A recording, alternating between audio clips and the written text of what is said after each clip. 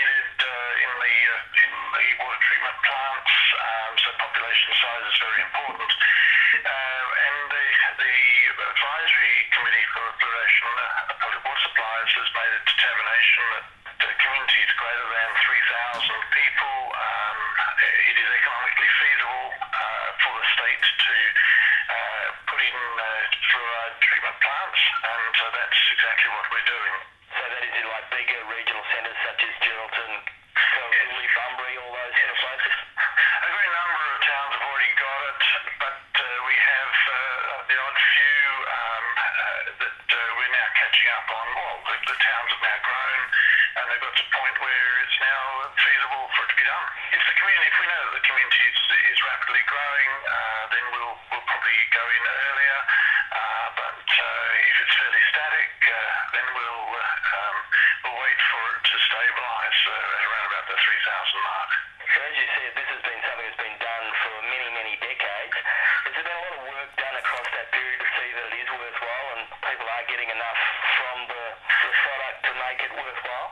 Yes, look, there have been some studies done, particularly in WA, that have shown the differences in levels of dental decay. We had one interesting research study done that compared the community of Bunbury with Perth, where it was quite clearly seen that there were elevated levels of dental decay in the Bunbury area. So they're one of the towns that we're looking into because at the moment they're not fluoridated. So there has been the work done that shows that there is improved dental and oral outcomes as a result of adding fluoride to water. What about people in remote areas such as farmers and pastoralists? I remember as a youngster being given tablets because I lived on a farm. Is that a process that some people use, or is that outdated now? It was a process that's been used, but I don't believe that you can get the tablets anymore. The main concern that we have with any substance is overdosing. So there was always a concern that with using tablets that it may be possible to overdose. So I think that generally in those instances people are now relying on toothpaste and hopefully greater oral awareness. Are the dental fraternity well and truly in favour of fluoridation?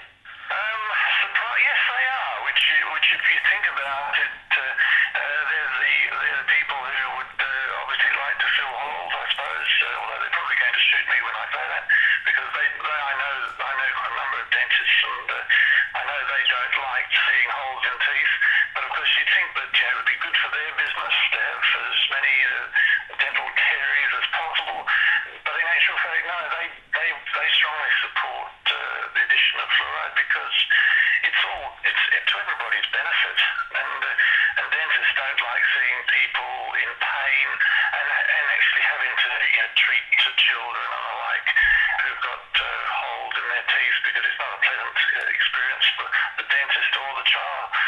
What about the people that buy bottled water? They'd be people that would be drinking lots and lots of water, but it wouldn't be fluoridated, and that's probably why they buy that type of water, because they don't like the taste of the fluoridated water.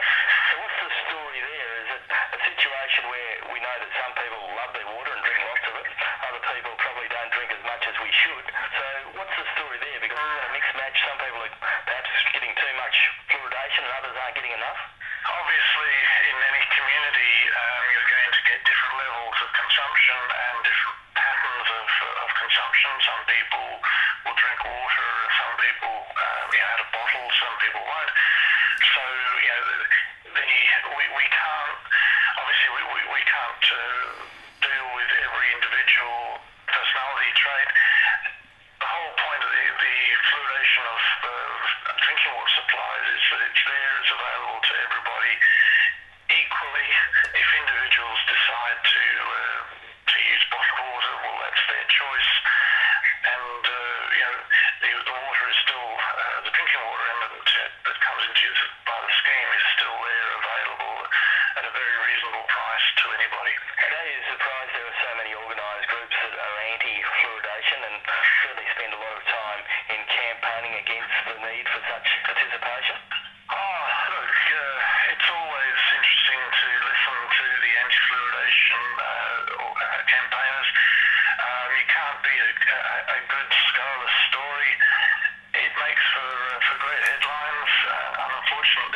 truth is a whole lot more boring. So, it's interesting, and sometimes we have a look at it and think to ourselves, well, gosh, that's a different slant. And it's quite interesting to see how various half-truths and other bits of information can be all stitched together. And Richard, as far as you see it, is there any downside, is there any negatives at all to fluoridation? As far as we're aware, no. And it's been done around the world, but in particular in WA since the 60s, as I've said, and we haven't seen anything. And you would have thought that by now, if we were going to see any adverse effects, we would have. And there's over 2 million people in Perth and in the southern towns water supply and agricultural goldfield supply, and we haven't seen anything. Well, Richard, we appreciate your insight this morning. Thanks for taking the time out. My pleasure. Have a good day. Richard Theobald is WA Health Water Unit Manager, having his say this morning. It's 14 past 9. You're listening to ABC Midwest as we felt with Glenn Barnsley. And we're talking fluoride this morning. Well, as you heard from Richard, there's lots of communities, Mora, Dongra, Bunbury, all communities that may have water added or fluoride added to their water supplies in the not too distant future. Jurien Bay is another in line for a treatment. So why are people worried about this? After all, as we've heard from Richard, since the 60s it's been going on, adding fluoride to water for generations. Well, Dr. Geoff Pain is touring the region and he's looking at hosting a number of public meetings and forums in the coming time, and he is not in favour of adding fluoride to water. Dr. Pain, good morning to you. Good morning, Glenn. How are you? I'm going well. Dr. Pain, we heard there from Richard, he sees no downside to the practice. What is your feelings on that? Well, I'm disgusted with what I just heard Dr. Theobald say. If you don't look, you're not going to see. And he's been given ample opportunity to look at state-of-the-art science. Fluoride-free Western Australia has made over 45 written submissions to the fluoridation group of just 6 individuals who act as executioners in this issue across the state and decide which towns will be fluoridated and which won't. Under the Fluoridation Act of Western Australia, those 6 individuals are absolutely obliged to work in good faith. They're not working in good faith, and they have refused point blank to meet with experts in this field who've studied toxicology. There's not one qualified toxicologist on the panel responsible for recommending to the Minister for fluoridation of these towns. So what are your concerns? Why do you not think that we need fluoridation in our water schemes? Well, first of all, 95% of humanity is not fluoridated, and that's a fact that is very rarely mentioned in the media. Also not mentioned is the fact that Israel banned fluoride in 2014 as an action to protect the health of all of its citizens. So when such adverse news events occur, they're generally not reported by the media. The damage done to fluoride is immense. It's been known since the very first introduction in the 1950s in Grand Rapids and Newburgh in the United States, 2 of the towns first fluoridated to get rid of this industrial waste fluoride. The cancer rates shot up and the rate of cardiovascular disease shot up. We're talking about increase of 74% and 50% respectively increases in stroke. Since then, huge numbers of harms have been identified, and we now have the World Health Organization recognising a list of 23 confirmed harms done by fluoride. It's a universal poison. The World Health Organization says that fluoride is more toxic than lead and slightly less toxic than arsenic. And yet both of those elements, lead and arsenic, have a global target for input into your body and my body of 0. There's no tolerable level of lead or arsenic, and with fluoride somewhere there's an intermediate level of toxicity. The obvious target for fluoride into your body is 0. How come we heard from Mr. Theobald, who said that there's been no negative evidence since fluoride was introduced in the early 60s, and you're saying that it's toxic? That's an outstanding lie because... Reputation around the world. Why isn't WA Health taking on board what you were saying and others are saying? Well, I'm calling for a federal joint Senate and lower house inquiry so that we can conduct for a relatively low expenditure, not as expensive as a Royal Commission, a full inquiry into the disposal of this industrial waste which is generated from phosphate fertiliser works in Western Australia. It can't be legally vented to air, it can't be put into creeks, rivers, dams, it can't be buried in the soil and can't be dumped in the sea. So the only conduit to get rid of this industrial waste product made in Western Australia is to put it through your gut. But we also heard that dentists are supportive of it. Why are dentists so supportive of it? Because you think if it wasn't doing the job, they believe it stops decay and helps with oral hygiene. What do you think? Well, what's happening now is a very interesting report in 2015 was produced by an organisation that has respect around the world as the gold standard, and that's the Cochrane Review. That's interesting because Cochrane has been funded continuously for 40 years at the University of Manchester by Colgate, a chief beneficiary of the fluoride myth. But that report in 2015 said that there was no evidence of a statistically valid nature to show there's any benefit at all in community water fluoridation as far as tooth decay is concerned. And the World Health Organization backs this up because they have published data for the tooth decay rates in a host of countries that are both fluoridated and non-fluoridated.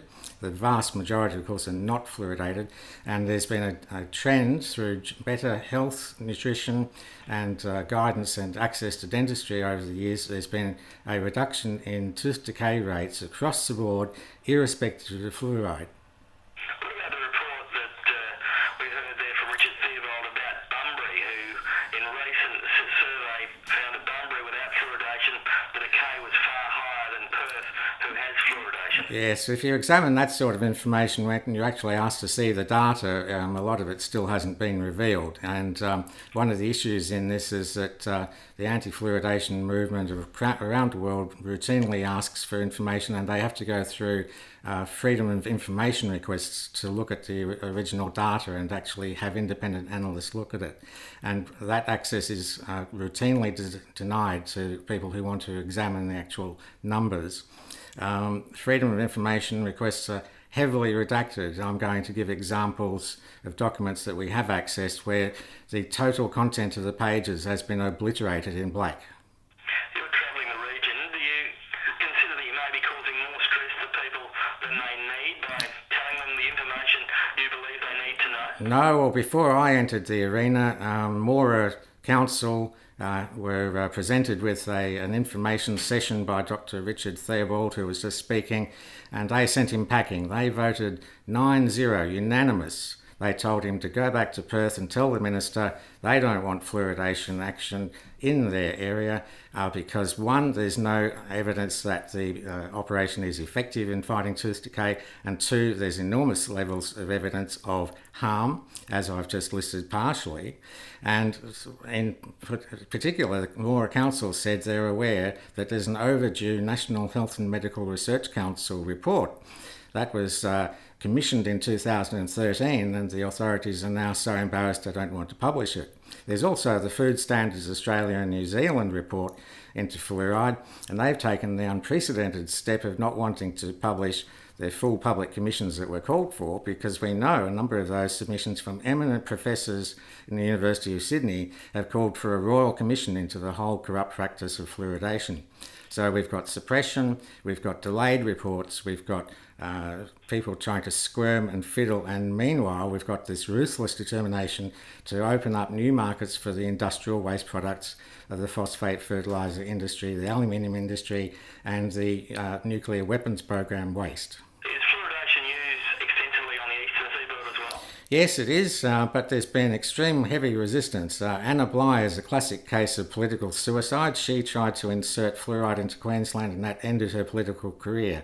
And the Palaszczuk government came in initially saying that they were going to have another go at mandatory fluoridation, and they were doing opinion polling and focus groups, and they knew that they were facing political oblivion forever if they tried to reintroduce fluoridation. So what they did was to lift the mandate that had been introduced by Bligh, and then immediately 24 regional councils ceased fluoridation or ceased plans to fluoridate, and that covered 45 of the largest towns of Queensland. So now you've got the situation where the people can be educated into the harms. The local government people do not believe that they should try to poison their neighbours, and fluoride is being switched off worldwide. Dr. Geoff Pain is our guest this morning. And before we leave you, Geoff, you would have heard that Dr. Richard Theobald said, the people that are against fluoridation are good scaleless stories. They're interesting. They have a different slant each time. They tell half-truths and they stitch it all together. What do you say to that type of conversation? Well, I'd encourage people to come along to Cervantes Lodge tonight and start the process of observing the science, because I present real data. It's not my data. Over 500 papers per year are published on the toxicology of fluoride, and the National Health and Medical Research Council, we know, has deliberately ignored 10,000 scientific papers, the work of tens of thousands of science on this issue. Dr. Theobald knows that. He refuses to look at it. And in your case, of course, to be personal, it's sad that you had tablets and you may have dental fluorosis and skeletal fluorosis as a result of that treatment. Also, we know that fluoridation reduces your IQ because it enters your brain and does permanent brain damage. So on single harm of IQ reduction, which is proven absolutely and accepted by the World Health Organization as one of the harms, that should be enough to turn off the process.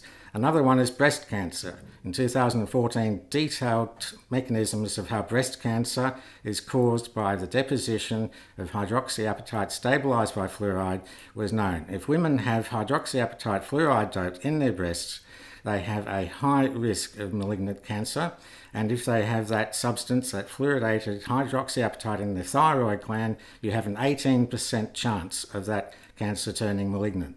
So I could go on for hours and hours and hours. I'm trying to condense my presentation into a bit over an hour tonight, but I put all my science up at ResearchGate, which is an institution that provides a free service to 8 million scientists around the world to share their information. I've put reviews on the fact that fluoride causes diabetes, heart disease, stroke, cancer, and I refer to literally hundreds of these scientific studies that have been deliberately ignored by the Australian state and federal governments. Well, Dr. Geoff Pain, we appreciate you taking the time out this morning. Thanks for being with us.